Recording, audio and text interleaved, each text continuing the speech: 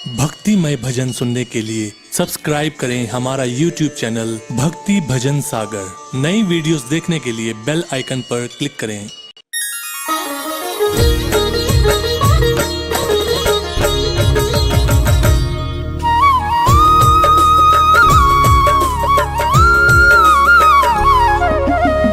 आप सभी भक्तों को कार्तिक शुक्ल के दूसरे दिन पड़ने वाले भाई दूज त्योहार की हार्दिक बधाई हो। भक्तजनों, संसार के सभी भाई बहन इस त्योहार को अत्यंत हर्षोल्लास और धूमधाम के साथ मनाते हैं। इस दिन भाई बहनों के घर जाकर सर्वप्रथम स्नान करते हैं, फिर बहनें उन्हें तिलक करती हैं, उनकी आरती करती हैं और अपने हाथों से भाइयों के मनपसंद भोजन को उन्हें करवाती हैं।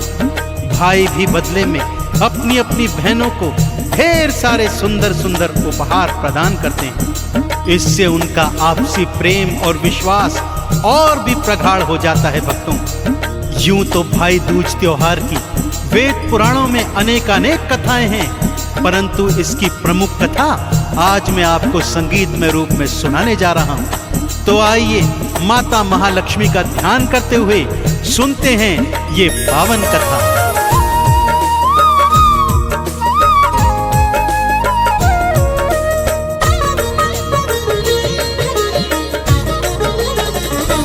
भाई दूज का ये त्योहार, भाई दूज का ये त्योहार, भाई दूज का ये त्योहार, भाई दूज का ये त्योहार। भाई बहन का पावन रिश्ता, भाई बहन का पावन रिश्ता, बढ़ जाता है प्यार, बढ़ जाता है प्यार। भाई दूज का ये त्योहार, भाई दूज का ये त्योहार। हाँ, भाई दूज का ये त्योहार, भाई दूज का ये त्योहार।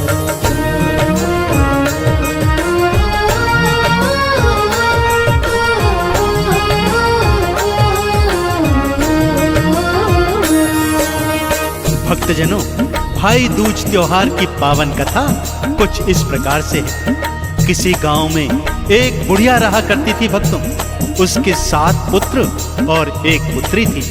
पुत्री का विवाह उसने दूर परदेश में किया हुआ था, परंतु पुत्रों का विवाह वो करवा नहीं पाई थी। भक्तों, जैसे ही विवाह करवाने जाती, सेहरा पहनते पहनते न जाने कहां से एक नाग आ जाता और उनके पुत्रों को डस लिया करता था। देखते देखते उसके 6 बड़े बेटे इस नाग के दंश के शिकार हो गए। अब बचा था तो सबसे छोटा 7वां पुत्र। एक दिन पुत्र के मन में आई, क्यों ना बहन से मिलकर आऊं। अपनी माँ से आज्ञा लेकर वो बहन से मिलने परदेश को जाने लगा। अब उसके साथ आगे क्या क्या हुआ, आइए भक्तों सुनाता हूं।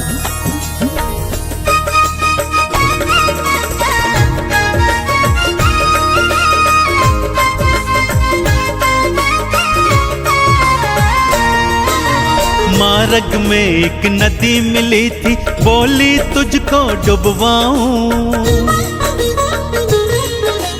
भाई बोला मुझे डुबाना, पहले बहन से मिल आऊं। सांप भी डसने आया, उसको शेर भी खाने को आया। बहन से मिलकर आऊं, उसने दोनों से था बतलाया। बहना से मिलने जा पहुंचा, बहना से मिलने जा पहुंचा, 7 समुंदर पार, 7 समुंदर पार। भाई दूज का ये त्योहार, भाई दूज का ये त्योहार। हाँ, भाई दूज का ये त्योहार, भाई दूज का ये त्योहार।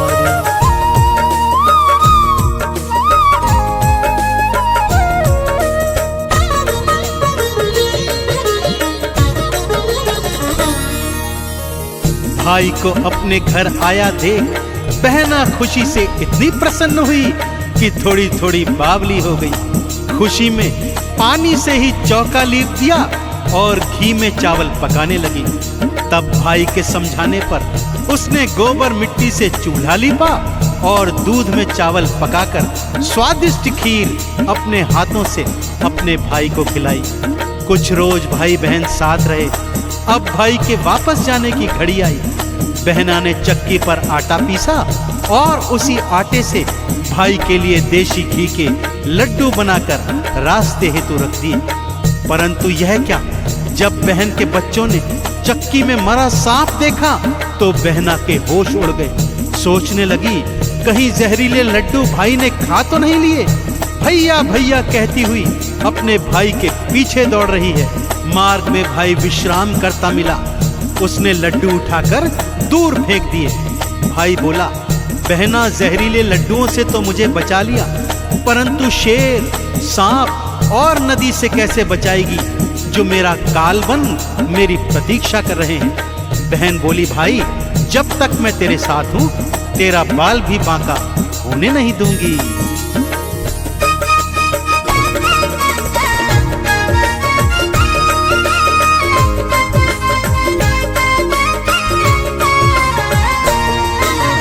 मार्ग में जब शेर आया बहन ने मांस खिलाया था।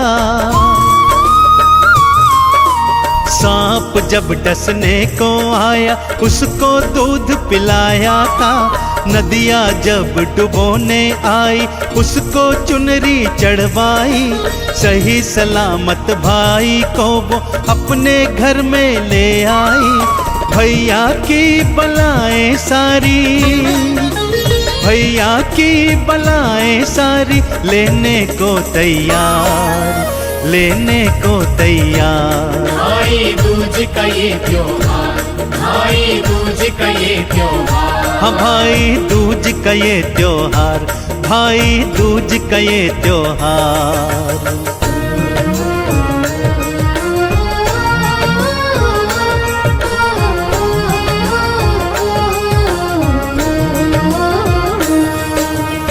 फिर एक दिन काल बुढ़िया बहना को मिली। उसने बताया, मैं तेरे 6 भाइयों को ले जा चुकी हूँ और अब 7वें भाई को लेने आई हूँ। बहना ने उस काल बुढ़िया के पांव पकड़ लिए और बचने का उपाय पूछने लगी। तब काल बुढ़िया ने बहना को बताया, यदि तू अपने सबसे छोटे भाई की सारी अलाएं बलाएं अपने सर ले लेगी तो उसकी जान बच सकती है, परंतु बदले में तू पगली हो जाएगी। यदि स्वीकार करती है तो बोल। बहना ने अपने भाई के प्राणों की रक्षा हेतु यह बात स्वीकार कर ली। भाई की शादी के दिन उसने स्वयं सेहरा पहनने की जिद करी और जब सेहरा पहना उसमें नाग था। बहना ने उस नाग का अंत कर दिया। अग्नि फेरा पड़ने भाई की जगह खुद बैठ गई और जब पल्लू में आग लगी तो सबको समझ आया कि उसने भाई के प्राण बचा लिए। भाई भावज का गृह प्रवेश उसने पिछले द्वार से करवाया, क्योंकि भाई जैसे ही अंदर आता द्वार का चौखट उसके ऊपर गिर जाता और प्राणों का अंत कर जाता। रात में वो भाई भावज के कमरे में जिद करके सो गई। रात में भक्तों काला नाग आया और बहना ने उस नाग को भी मार गिराया।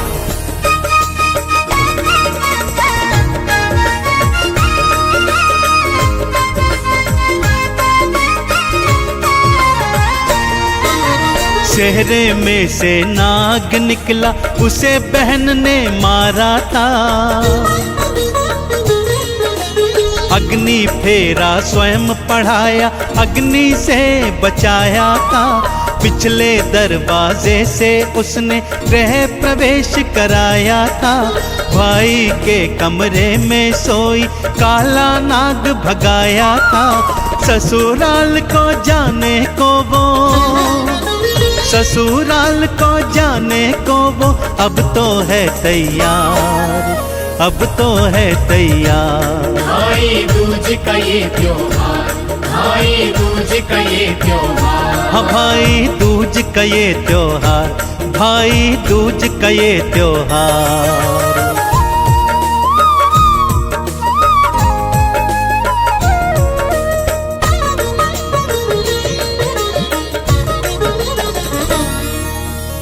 सुबह जब भाई के कमरे के बाहर सबने मरा हुआ काला नाग देखा तो सबको समझ में आ गया कि ये जो पगली बहना है ये अपने भाई के प्राणों की रक्षा हेतु पगली बनी थी।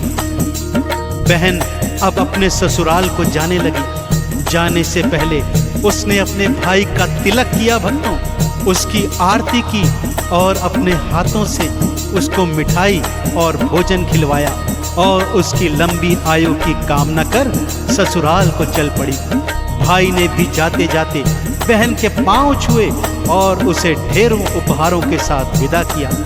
तभी से भक्तों भाई बहन का ये पावन त्योहार कार्तिक शुक्ल की द्वितीया को बड़ी धूमधाम के साथ हर्षोल्लास के साथ मनाया जाता है।